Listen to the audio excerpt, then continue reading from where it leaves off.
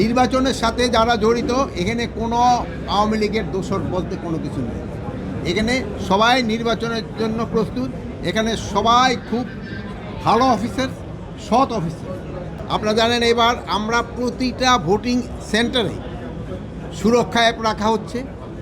আপনাদের কি বলে সিসি ক্যামেরা থাকতেছে, ড্রোন থাকবে সব কেন্দ্রে না, তারপরে আমার বডি অন ক্যামেরা থাকবে, তারপরে আপনার এই আমার ইভেন ডগ স্কোয়াডও থাকবে।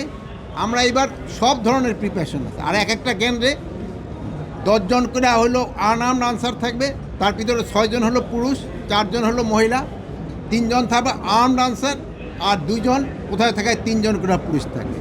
স্ট্রাইকিং ফোর্স থাকবে সেনাবাহিনী থেকে, নৌবাহিনী থেকে, বিমান বাহিনী থেকে, র্যাবের থেকে, পুলিশের থেকে, বিজিবি থেকে, কোস্টগার্ড থেকে, এবং মোবাইল টিমও থাকবে।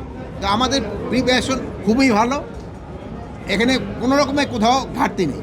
টানা তৃতীয়বার অর্জন করেছে দেশের সেরা সুপার ব্র্যান্ড স্বীকৃতি বসুন্ধরা টিস্যু।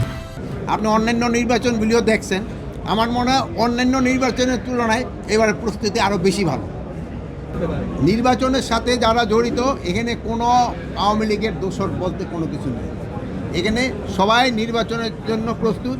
এখানে সবাই খুব ভালো অফিসার, সৎ অফিসার।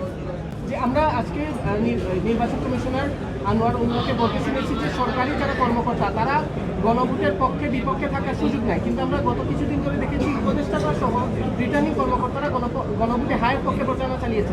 সেটা নৈতিকভাবে অনৈতিক কিছু হলো কিনা? এই যে এটা আমি তার কমেন্টের ব্যাপারে আমি কোনো কমেন্ট করতে চাই না।